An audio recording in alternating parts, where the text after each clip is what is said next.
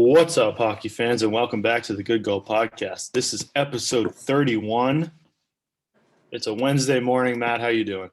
I'm good. How are you? I woke up earlier than normal, which allowed me to do my hour morning routine of very toxic, just scrolling social media. So, Yeah, I woke up at like 8:30 and then went back to sleep. So that's why we're doing this at 11 a.m. Yeah. Also, shout out. I texted you this morning. Shout out to my friend Dane, who won a massive plus 130,000 odds parlay last night. 14 games. He bet 60 cents, won $820. So that's ridiculous. Man's killing it out here. Yeah. And he's getting slack on social media. Like FanDuel was like, how'd y'all's bets go last night? And he tweeted like, mine went awesome. People were like, should have bet $5. Like, I told him if he knew he was going to hit, he would have bet 100 and quit his job this morning. But yeah, obviously he didn't think he was going to hit 14 out of 14. So yeah, I don't know how he arrived on 60 cents. I definitely want to just bet $1, but anyway, yeah, so pretty cool. Yeah, that's amazing. Meanwhile, I can't hit 3 out of 3. So yeah, we got the. We're not supposed to say the SB word, so we got the big game coming up. We might get flagged by YouTube if we say poop or small. But that game is coming up the end of the NFL season. So, Matt, let's hear your picks. We've got the spread today. It's the Chiefs are -3.5. I am in a pool in which I am in second place. So I have to pick what I think the person above me is not going to pick. So I'm going to pick the Bucs. But also my mom is another person who's tied with the person above me, and she's going to pick the Chiefs. So I'm picking the Bucs. Hopefully this other kid picks the Bucs. Hopefully he doesn't listen to this podcast. I really, really doubt it, but he could really just like slam me and my mom if he wanted to just bet the Bucs. And yeah, so like if he bets the same as you, he's a lock as a win, right?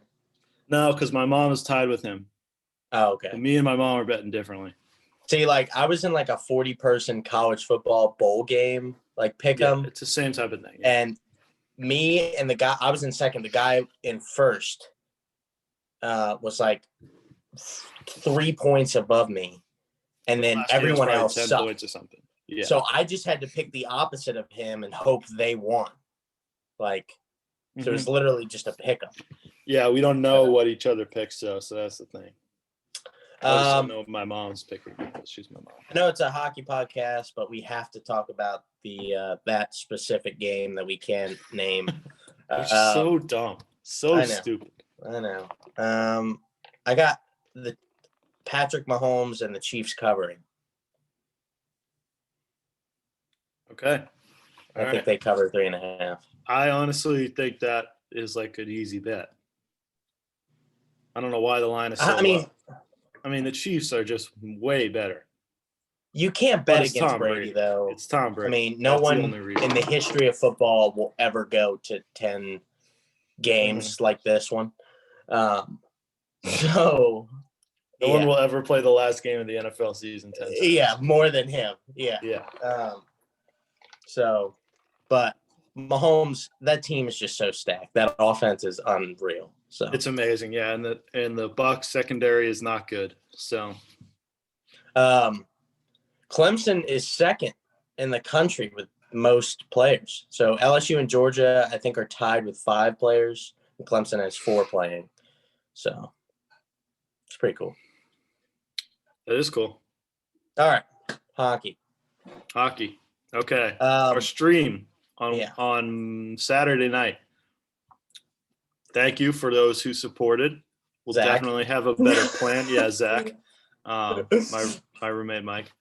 We'll have a better plan for the next one. What we're thinking right now, by the way, that'll be on Wednesday, March 3rd. Caps at Bruins at 7 p.m. We're thinking we're just going to film our podcast during the game. And we'll stream that live on our YouTube channel.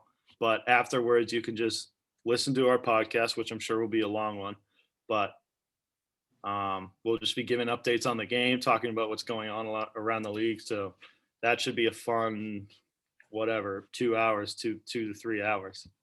So we're definitely we'll post a marathon Joe Rogan podcast. Yeah, one, we're definitely gonna plan it better, but two, it'll actually be on our YouTube channel instead of my personal one because we're set up now. So we're gonna we got a month, literally exactly 1 month to promote this and do it better. So we will.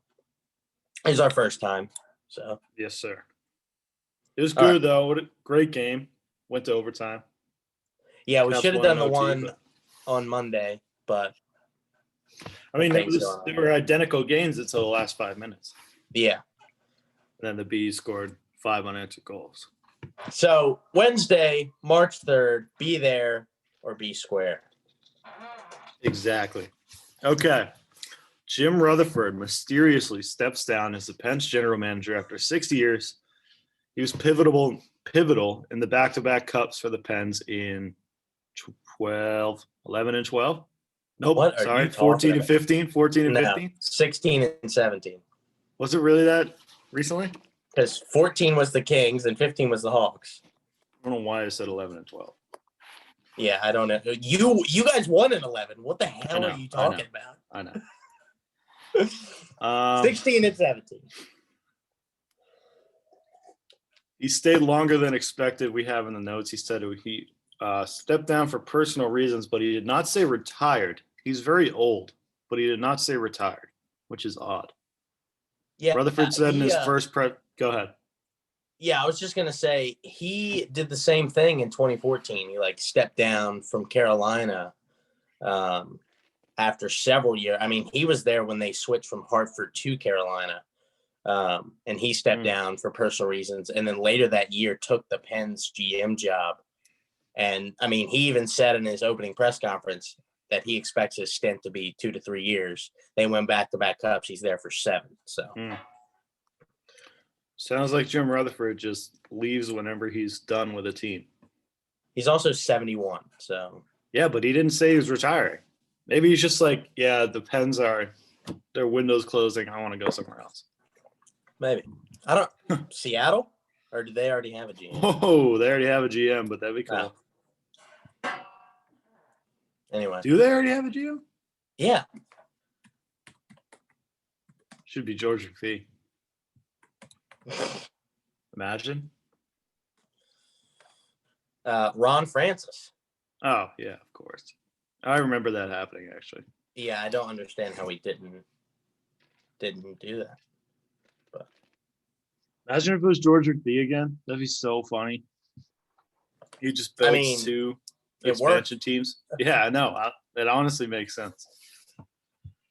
I mean, they might bring in, and of course, as I'm saying it, I lose his name right out of my head.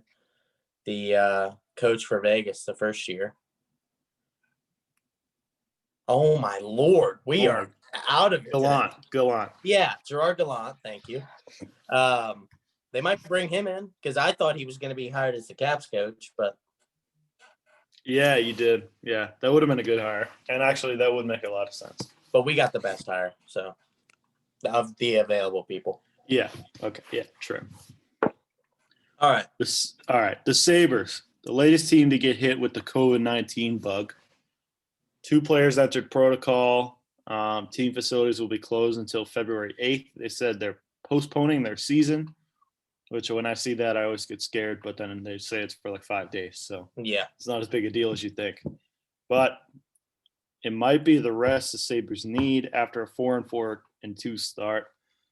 They've had flashes of greatness where they look really, really good, and then there's flashes of same old Sabres. They're going to give up a lot of goals and not win.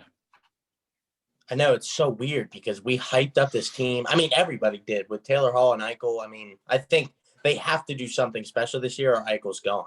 Yeah. And Hall's only a 1-year deal as well. So I didn't know Eichel was up at the end of this year. I don't know if he's up, but I mean, he could I think he has leverage over that franchise to say, I want out. Yeah. So I think Hall to Seattle is a guarantee anyway, especially with his contract being out. Took that 1-year deal. That'd be awesome. But I want more guys to do that. Sign 1-year deals. I wanted more guys to have signed 1-year deals last year and then gone to Seattle.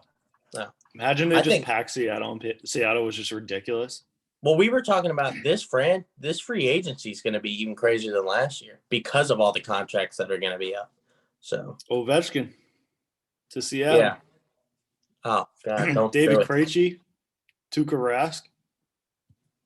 Tuukka's not going to Seattle. No, Tuukka said he's either playing for the Bruins or he's not playing. Marc-Andre Fleury, yeah. I totally take his word for that. I don't think he is. I don't even know why he still plays hockey. It doesn't seem like he wants to, but he's still really good. So, Tuukka? Yeah. Our boy Nate MacKinnon, week to week, which sucks for the Avs because they're week to week. You don't want to hear week to week. You want to hear day to day. The Avs did win last night though over the Wild in his first game out. They squeaked one out 4-3. That sucks because he's like the second best player in the league, and we talk about him a lot, and rightfully so. So get back, Nate, so we can keep watching you. Yeah. Speaking of stars that we talk about all the time, McDavid and Draisaitl are at it again.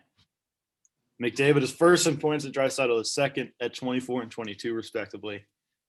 But Edmonton is 6-6. We've seen this movie before, Matt. They almost didn't make the playoffs last year. Why are they so bad and they have the two best players on, like, literally we could find aliens on Mars that have played hockey for eternity, and McDavid and Draisaitl could probably play with them. Like, why is Edmonton so bad? God, I just don't know. They should be 12-0 right now. I mean, it really should be. Let's put this into perspective because I put it in the notes. McKinnon, who's out now, but Marner, Joe Pavelski, and Quinn Hughes, which is actually crazy because he's a defenseman, tied for third in points. They're at 14. So they're 8 behind Draisaitl, who's second, and 10 behind McDavid. And there's only 12 games that have been played in the 50. I mean, Draisaitl and McDavid are on pace for like 115 points in a short season. Yeah. I'm looking back at their schedule, Matt, and they're giving up about 4 goals a game. So that's not going to cut it in this league, even if you have guys that can score like that. But, man, I really don't get how they're not winning. They got to make a trade for somebody, like a goalie in the offseason. Or, I don't even know if it's a goalie. Deadline. Maybe like let me think. Roman Josi obviously isn't up for sale. But a guy like that, like a Chara even. Dustin Byfuglien has been playing hockey for a year. Just go get him. No, he's gone. But yeah, you know what I mean. Just like a number 1, number 2 shutdown defenseman. Because somebody has to change the philosophy of that team. Obviously, they are giving up far too many goals. If you have the 2 top point scorers in the league, and you're losing half your games. Yeah. McKinnon, Marner, Pavelski, and Quinn Hughes are all tied for third at 14 points. Quinn Hughes is my Vezina pick, so that feels pretty good at this point. But also, Cale Makar is up there with like 11 points. Charlie McAvoy's got like 9 points. So there are a lot of guys who are vying for this Norris Trophy. Did I say Vezina again? Huh? I think I said Vezina again. Quinn Hughes will not win the Vezina. On record saying Quinn Hughes will not win the Vezina. That's like minus. I'll put my life on it. Yeah. Tyler Toffoli, your boy, leads the league in goals. So. Yeah, he does. Yeah, he's. We've had him in mind since like the Kings in 2017 when he was scoring goals for them. All Bruins fans have thought like Tyler Toffoli would be such a good right wing for the Krejci line, and it's just every time you see him, it's like the one that got away. I don't know how we weren't able to get it done. Every deadline we're trying to get him. The moral of the story is Edmonton. What's going on? I mean, yeah, I don't know. I just literally, you have 5 guys on the ice. Okay, put McDavid and Draisaitl. Do like a park the bus in soccer situation, where if you have 5 guys, literally make 3 defensemen and 2 forwards, and just put 3 at the blue line, and then don't leave your zone, don't leave your blue line, create like a brick wall, and then McDavid and Draisaitl just go do their thing. Because literally just look up McDavid on Twitter. He's winning 1-on-4 battles. Yeah. And scoring. It's so dumb. I know. Yeah. Yeah, just keep the 2 of them in the offensive zone. Have them play 60 minutes a night. And you should never lose. Yeah, exactly. All right. Another superstar that you don't like. I don't like him. I think he's overrated. Patrick Laine, scoreless in his first game as a Blue Jacket. They lost 6-3 to Dallas. Jamie Benn had 100 points in that game. Laine said, here's his quote after the game: "My legs weren't there. My mind definitely wasn't there." And then he'd go on to say at the end of the press conference, "I'm not here to make excuses. I wasn't at the level I need to be for this team to be able to win." So, I don't know, Patrick. Sounds like excuses to me. Yeah, I'm not here to make excuses. My mind it wasn't there, guys. Although that is the accountability that Winnipeg has been waiting for him to have. So maybe that's a step in the right direction for Laine. Obviously, way too early to tell. You put in here, Matt, that they probably lost because they wore their ugly Christmas tree jerseys. I didn't know that their jerseys looked like Christmas trees, but did they wear the reverse retros? Yeah, the reverse retro that has the CB with the lights on it and the stick in the middle. It looks like a Christmas tree. Ugh, the red one? Yeah. Oh, yeah. It's disgusting. Sleeves? Yeah, those are bad. So that's why they lost. They say they wear those jerseys 6 games. They're going 0-6 in those jerseys. Okay. So. Well, look good, play good, I guess goes the other way too. Look bad, play bad. Yeah. Speaking of streaks, you like that? Nice. Hurricanes are on a 5. Were we speaking of streaks? Well, I said they were going to go 0-6 in their jersey. They're ugly. Nice. Okay. Yep. You did say that. All right. Hurricanes on a 5-game win streak coming out of the gate of their season suspension. They're 6-1-0. They started the season 1-1 and then had it halted. Yeah. So Sabres, take some notes. Yeah. They're first place in the Discover Central Division. Yeah. I had to add Discover in there. Yeah. And then which, by the way, I just learned, Matt, is in the is in the Western Conference. Nope, is in the Eastern Conference. The Western Conference is the West and the North. So what does that mean? That means the Bruins could play the Canadiens in the Stanley Cup final. Honestly, that might be the Cup favorite because the Canadiens they're both are good. So good right now. Imagine how fun that would be. Yeah, what's going on with the Canadiens? Peter Mrazek's playing unbelievable. Yeah. So, yeah. That's what it takes sometimes. But we just talked about how the Hurricanes are on a 5-game win streak. If you're a betting man, bet the house that they lose their next game because it's a Good Go podcast thing where anytime we talk about something. No, you just told them to. Now they're going to win. Yeah, that's true. It's a double jinx. Don't listen to us. Yeah. All right, we got to get in our fantasy hockey talk, which is just a debacle. All right, the Brady East Division. Team Goalie Goon, which is run by manager Kevin Brady, is 2-1. So is my team, the Mass Mutual NHL East Division team. We are also 2-1. And Team Danny, yikes, 0-3. When I asked Danny if he wanted to be in the league, I texted him and my dad, and I said, do you guys want to be in our fantasy league? The winner gets to be a guest on our podcast. Danny said, I look forward to guesting on your podcast. So, I don't know. You better pick it up or else he's going to be listening to, I don't know. That's so funny. That's his response, and he's dead last in the league. And I'm bad. So yeah. In the TR West Division, the Tucson Puckers are in first place. It's a good name. I assume that's Zach. Add us on Twitter. Is that your men's league team? That's what I'm assuming it is. No, it's Nick. Nick's in Tucson. Zach's the Screaming Eagle. Yeah, Nick. Is that your men's league team out in Arizona? His team is like sponsored by like this realty company, so it's like Tucson Diego Realty, or it's something horrible. So that's cool. They need to change it to the Tucson Buckers. Second place in the TR West Division is the Screaming Eagles. It's a double entendre there. Screaming Eagle, Caps. He's also a Philadelphia Eagles fan.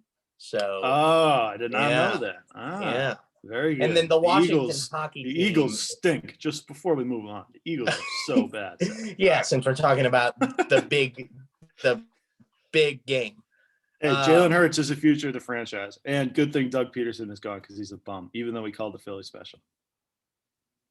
Yeah, well, Zach's he's so like hot and cold about people. Like he's saying like fire sale for the Eagles. Like they didn't just win the Super Bowl 2 years ago. So no, it should be a fire sale.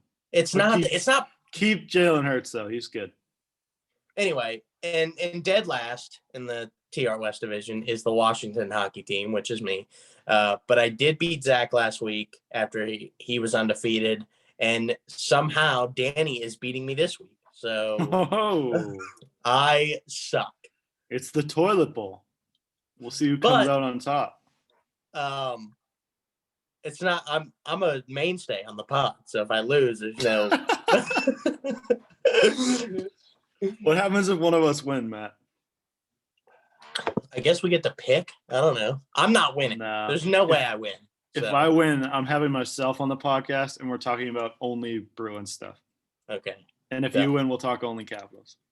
Maybe we'll do like a second half-hour show of a week and just talk about one team.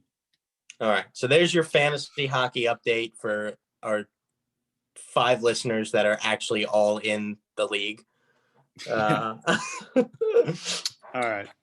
So that's our update. All right. NHL game of the week. We're going back to the Bruins, which I love. I didn't even write this. Matt said so Avs St. Louis was this weekend. They're both like 7-2, but with McKinnon out, I think St. Louis sweeps. So okay. All right. The Bruins at the Flyers on Wednesday and Friday. Mm-hmm. The Bruins are 6-1-2. Just came off a 3-point weekend in Washington. The Flyers are 7-2-1. They have one of the league's leading scorers, Kevin Hayes, the best one. Yeah, JVR is also playing lights out right now. Yeah, and so is Carter Hart. So yeah, so they're a very dangerous team. Great team in Philly. So that'll be a lot of fun. The first game is tonight as you're listening to this at 8 p.m. on NBC Sports. That's the Wednesday night rivalry game. Yeah, and they play again on Friday. So I am excited for this. It's definitely an emotional, tiring weekend in Washington. The Bruins came back after 2 goals. Came back from 3 goals down in the second period twice. So hopefully this rest day on Tuesday was enough to get them back at it. Big game tonight against the Flyers. What do you think? So our survey of sports comm teacher, shout out Dr. Harrison. She's that's right. Huge Flyers fan. We actually have a gritty meme on every lecture. Which is awesome. Pretty cool. I love it. So if you don't know, I guess we could talk about this on our podcast. Dr. Harrison is doing this research on gritty because he has taken on an alter ego amongst social media as like an Antifa European socialist mascot, which nobody knows really how this happened. She's trying to get to the bottom of it. But there's a bunch of memes about like Gritty got Donald Trump out of office. Gritty is a non-binary, like socialist icon. Like I really don't understand how any of this happened. He's like the face of, and then like there's this other side where he's like the face of Karl Marx, and it's like it's nobody really knows how it happened, but yeah, it's funny.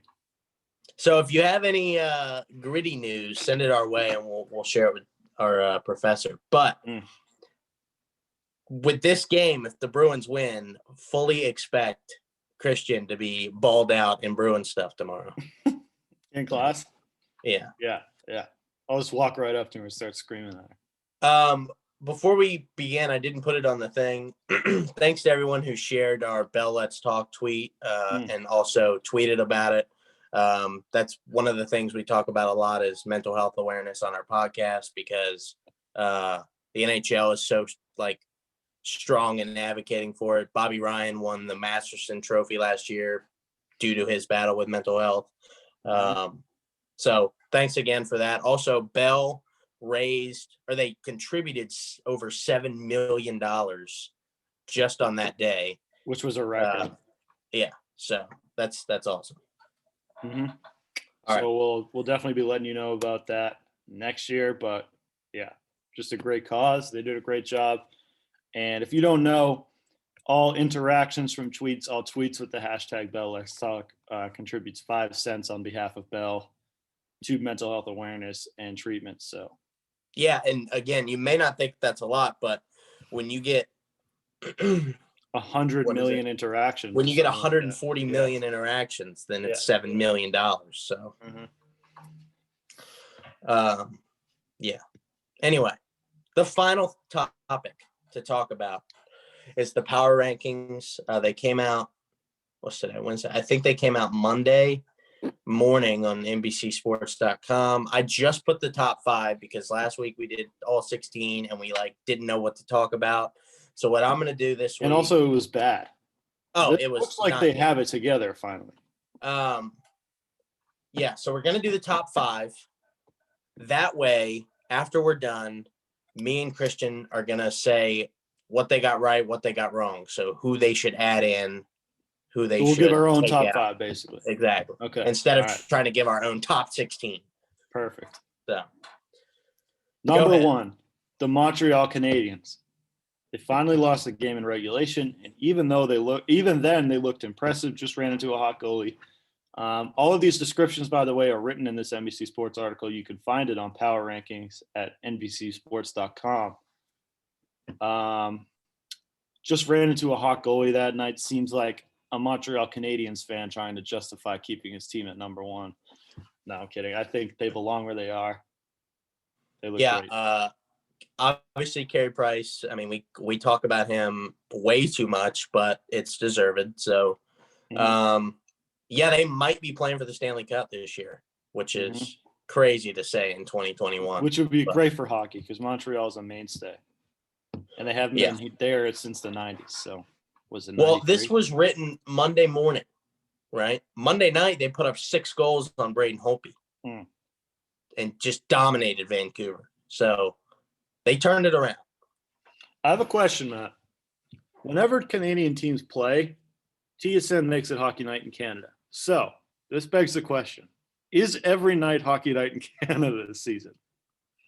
I think that's a trick question because I don't think I think every night is Hockey Night in Canada.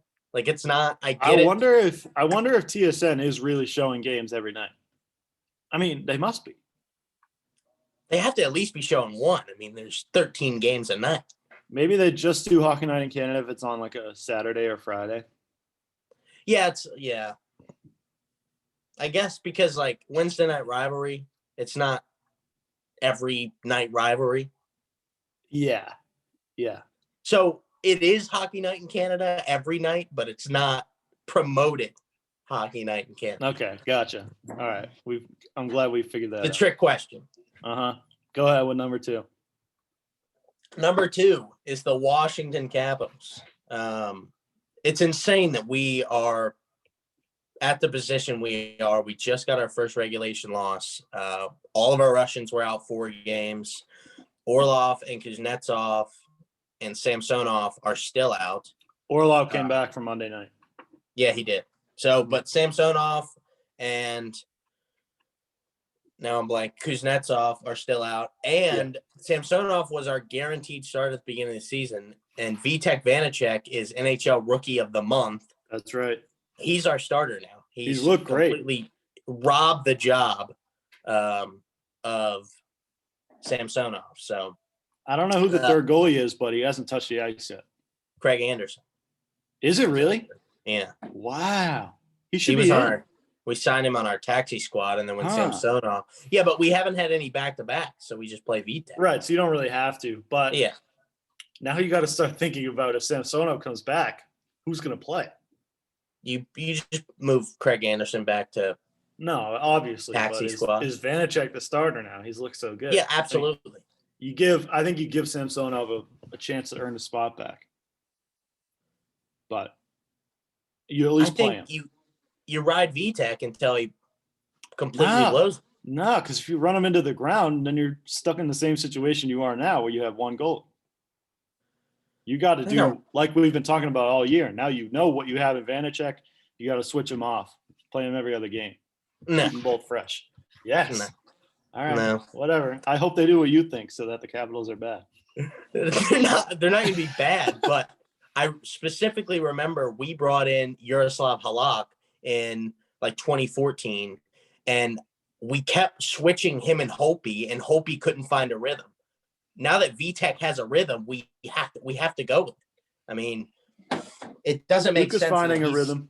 I think that's just more about Hopi than it does about the strategy. Well, whatever. Now that Vitek's hot right now, we can't just pull him. I think it's like a Nick Foles, Carson Wentz situation where if Carson Wentz came back, it's just like, hey, here you go. Here's a starting job. I mean, I know Vanacek is young, but he's played, 6 games in a row now in 12 nights? It's a lot. Yeah, and he's only lost 1 in regulation. Yeah, but it's still a lot. Maybe every third game you have to play Samsonov. He's young. You cannot keep playing him, even on back-to-backs. He's going to play 56 games, Christian. We're going to win the cup. Well, he's already played 1 less game than the season. That's fine. Hey, you know what? Whatever. Anyway.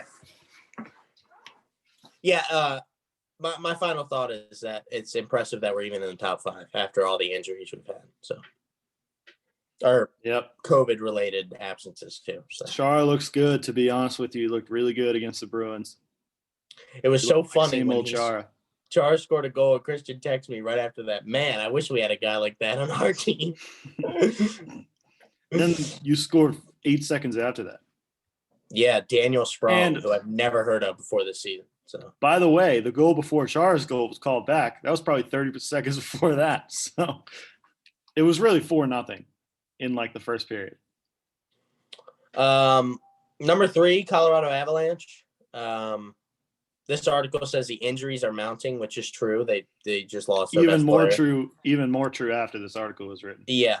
But they're still so good. Yeah, their depth is insane. Mm-hmm. So they'll be all right. What they're always searching for is secondary scoring.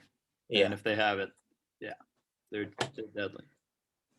All right, go ahead. Number 4, the Boston Bruins. They were already looking great this season, and now they have David Pastrnak back in the lineup. That is the case. That's like a what did someone say? Charlie McAvoy just went on Spittin' Chicklets, and they asked him, is having Pastrnak back after you're like 4-1-1 at that point, is that like having a loaded gun in your trench coat? And that's exactly what it's like. Because Pasta scored 2 goals on Monday night right after they posted this. And in his first game, he did not look great, and he admitted, he said after the game, it was like he got hit by a bus. Like, it's just the case. You don't know. And I know this from playing hockey, and I played men's league, which is the same basically, right, as the NHL. Yeah, absolutely. I played a pickup game, and it's like the muscles that you work, like being hockey tired is just a completely different tired. Like I could run up a hill and be ridiculously tired, but it's just not the same as playing hockey. And Pasta said he got hit by a bus. I would say that's probably accurate. But then he had 2 goals the next night. And the Bruins came back scored 5 unanswered goals and beat the Capitals. But that's fine. We don't have to talk about that if you don't want to, Matt. But that's just what happened. And they came back for 3 goals at another point the night before. So, but yeah, the Bruins are 4. They deserve to be higher. They took 3 points out of a possible 4 in Washington. Even though Washington has our number, who knows? Maybe that's different this year. Yeah, it's weird that we're 17-3 in the last 20. Yeah, so, 17-3-1. No, we lost in regulation. Now we're 3-17-1. Yeah, 3-16-1. I'm also really confused how, if you look at the standings in the Mass Mutual East, you guys beat us, but we're still ahead of you. So that's weird. Yeah, that is weird because you're playing cupcakes. Which are the same we teams all play we're the playing. same team.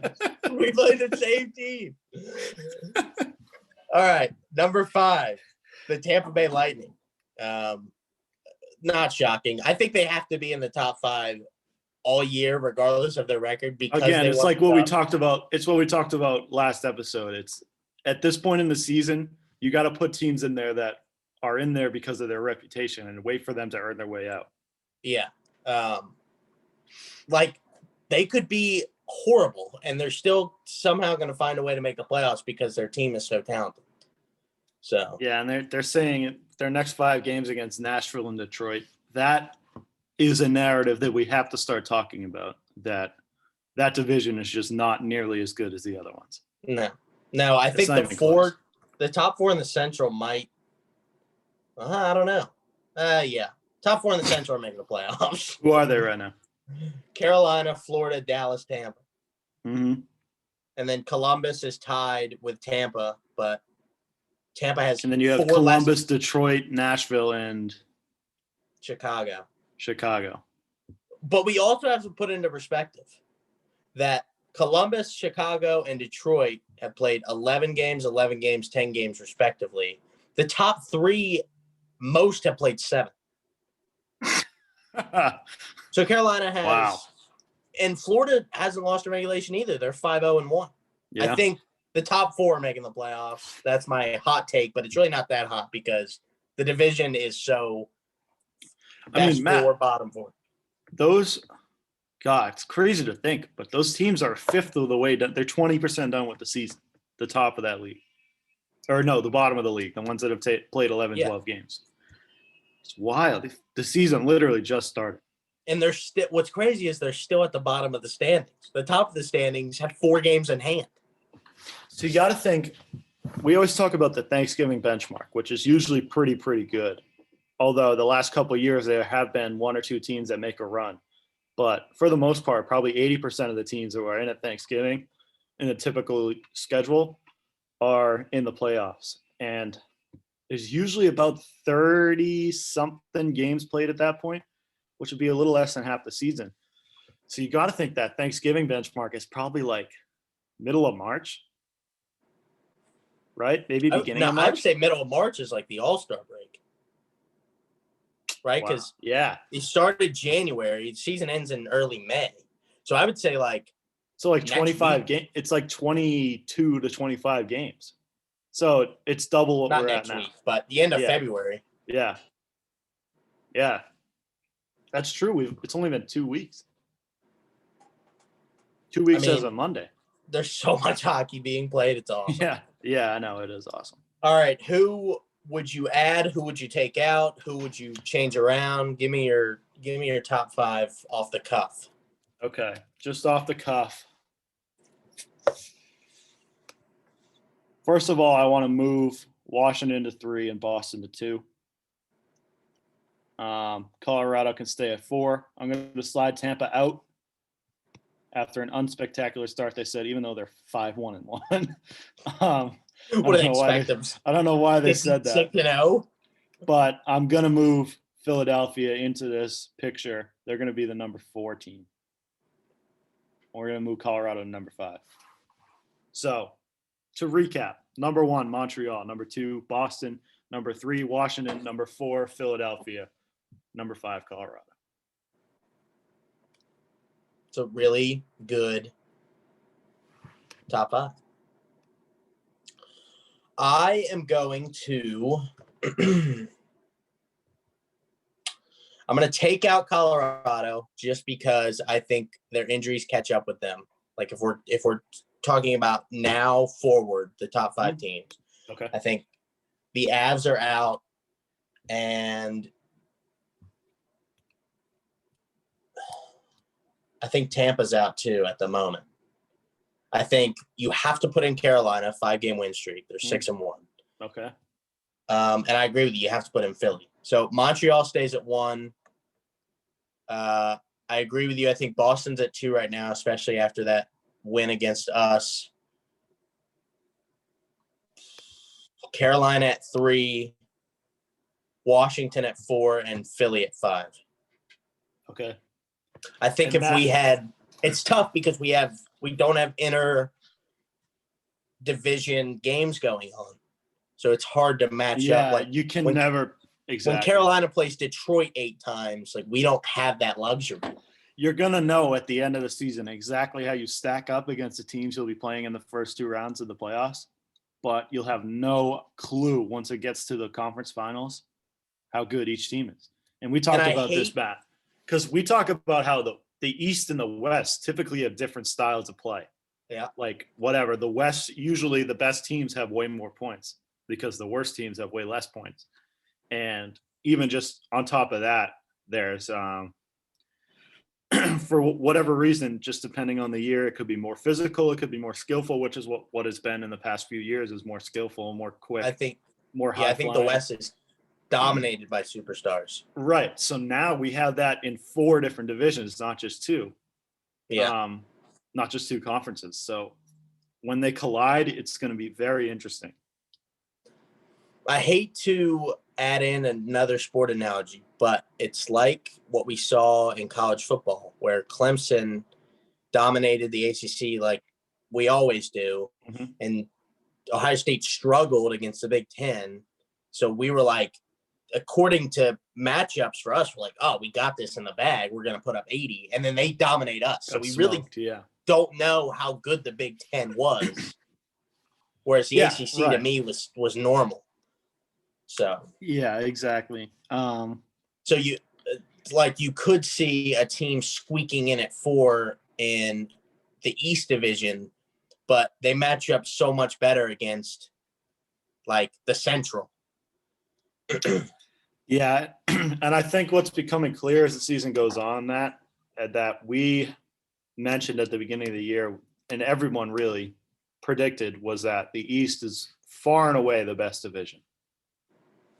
I'm looking at 6 teams, I think, here that would make the playoffs in a normal year, and only 4 obviously can make it this year. But I think the Islanders and Rangers will probably be snubbed based on how they're playing currently. But the Sabres and Devils are off to great starts. And then the Penguins, Bruins, Capitals, and Flyers proved last year that they're among the best in the league, and they haven't missed a beat. They both look really good. I mean, they all 4 look really good. I did not expect – well, I kind of did. Without COVID, Montreal doesn't win their division. But I think with the All-Canada League, I think they're just stylistically dominating people. I agree. I think they'd probably be somewhere right in the mix with Boston, Washington, and Philly. I think those are the upper echelon of the East Division, and then the Penguins, Devils, and Sabres probably fall into similar echelons. And then the Islanders and Rangers have not been good, but they have plenty of room to grow. The Islanders started hot and have lost 5 in a row now, which I'd never even noticed, but that's terrible. Yeah. Montreal leads the league plus 17 goal differential.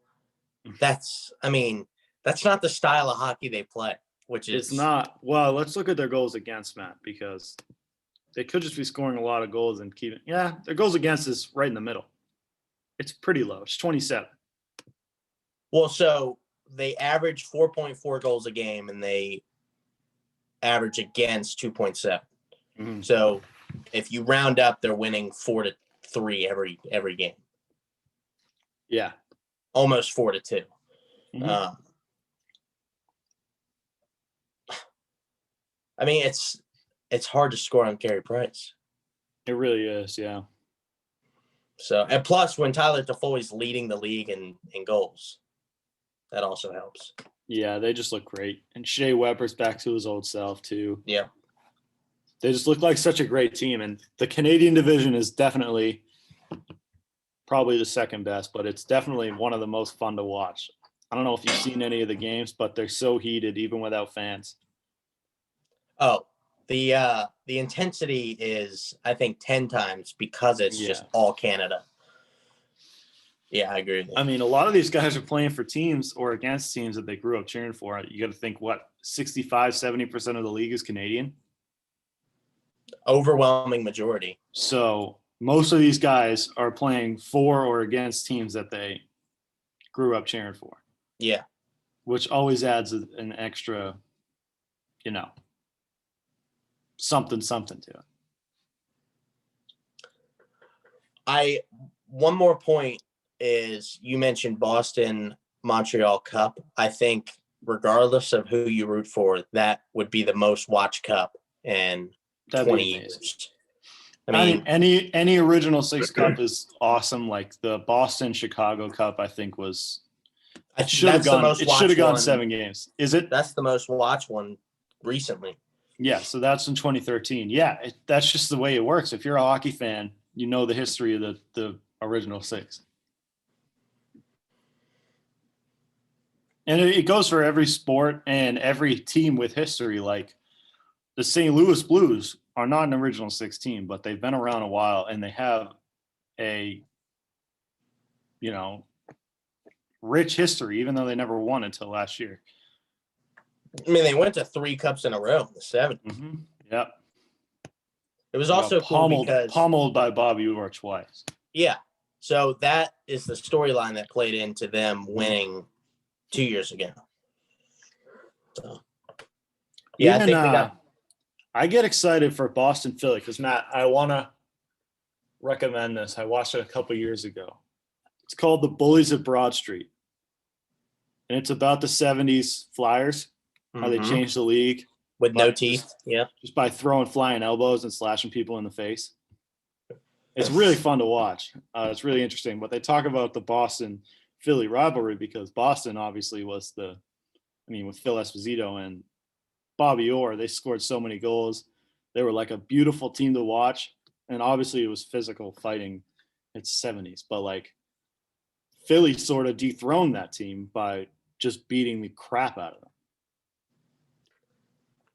them. Bobby Clark. I was blanking on the guy's name. Okay, literally, he smiled and he had no teeth. And he had 0 teeth. Yeah. God, he used to beat people up. Oh. You got to watch that documentary. At least watch a YouTube video of Bobby Clark. It's amazing to watch how there's no rules in hockey in the 70s.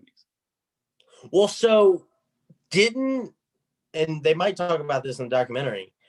The Soviets lost like 1 game in that 61 to 79 stretch. They lost like 1 game. And I'm pretty sure it was to the Flyers just because they beat the crap out of them in an exhibition game. I did not know that. That's funny. Let me look it up. Soviets, Flyers, 1976. Yeah, Philadelphia Flyers, Red Army game. January 11th, 1976. The Flyers won 4-1. Yeah. So half the team was probably out. Maybe that's why. Wait, when was it? 76? All right. They had 4 years to recover from that. I was going to say, if that was like the end of 79, when the Olympics were in February of 80. They won the gold medal in 76. That was like peak Soviet 4 in a row Olympics. Yeah. Well, so Flyers head coach. God, imagine the beating. Imagine the beating they got from the Kremlin after losing to the Philadelphia Flyers. Philly basically just proved. Go ahead. Low-scoring defenseman Joe Watson jokingly said that he had set the Soviet hockey program back 25 years by scoring a shorthanded goal on Vladislav Tretiak. Oh my God! They were probably shorthanded the whole game. We got to get footage of that game and watch it. I'll look it up on YouTube after this. Tretiak said the Flyers won by playing rude hockey, and the Soviet coach called the Flyers a bunch of animals. Yeah, I'm going to watch this game immediately after this. I hope it's on YouTube. That's awesome. That is awesome. The fact that so what was it? 79, the Soviets played the NHL All-Star team and waxed them. What was it? Yeah, they beat them like 6-1. Yeah. Yeah. But they couldn't beat the Flyers because they just beat the crap out of them. Good. USA. So when Herb Brooks, says he's the only guy who has a strategy to beat the Soviets, and it's to take their game and shove it right back at them. Apparently the other strategy is to beat the living urine out of them and just send them all to the locker room with bloody noses. Well, so it's a little different because like you're playing with 20-year-old Jack O'Callahan, not. Yeah, but you literally could have just. Well, no, you couldn't take pros. I was gonna say you could just get the Philadelphia Flyers and bring them to the Olympics. Well, you couldn't back then. You do that so now, yeah. Bobby so Clark, who's 35 and probably could have been a professional boxer. I mean, it's a little different. He could have been a street fighter. Kids. I don't know. Yeah. So anyway, leave it up to Philadelphia to single-handedly win the Cold War. Yeah, man. All right. We need to ask our professor if she knows about that story, being a Flyers fan. Oh, yeah. I'm sure she'd love that. That's what our paper should be on. Oh, man. That's a good one, too. I don't know how much research there is to do about that, but. Anyway. All right. We've been rambling. Anything else? That's all I got. All right. We'll see y'all next Kevin week. Miller. Kevin Miller. I meant to talk about him. Kevin Miller for the Bruins. Missed 2 years. He broke his kneecap twice in his right leg. He broke it and then broke it again, like either in practice or his first game back. He hadn't played more than 2 games in 2 seasons. And now he's our number 2 defenseman. So good for Kevin Miller. Shout out to his brother Colin Miller in Buffalo. It's not his brother. They used to play on the same team. Oh, they're not related at all? They're not related. Oh. Also, Kevin is spelled Kevan, which kind of makes me mad, but I'll forgive him. I thought they were related because they played together in Boston. Related. No, they're not related. Have you ever seen them? They couldn't be more different. Whatever. Yeah, I'm pretty sure Kevin Miller is American and Colin is Canadian. So I would have guessed that they were both American. I know Kevin Miller's American. Yeah. And Colin Miller is Canadian. So okay. Yep, so they're not related. So I should just never. Miller's also the most popular last name ever. So yeah, that's true. I should just never talk about hockey again though. So yeah. All right, so next episode will be just me. Because Matt's not allowed to talk about hockey anymore. I'm also not allowed to watch because John Carlson got robbed of the Norris. So oh yeah, you said you never watch hockey again. That's like Carabas at Barcelona said if the Red Sox didn't win the World Series, he would light himself on fire. He never did. Well, shout out to Will. I'm going to throw him under the bus. He said that if Jackie Bradley Jr. hit a grand slam, that he would chop his own nuts off, and he hit a grand slam. That at bat, you remember that? Yes, I don't remember him saying that, but you remember the JBJ. That was the JBJ ALCS where he was the MVP, and he hit like 274 with 4 home runs and no other hits. Yeah.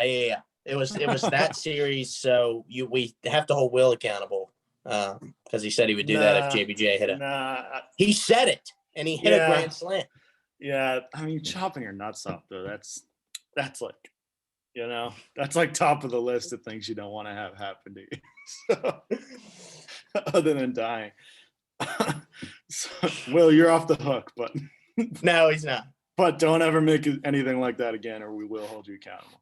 All right, we'll see y'all next week. All right. Peace.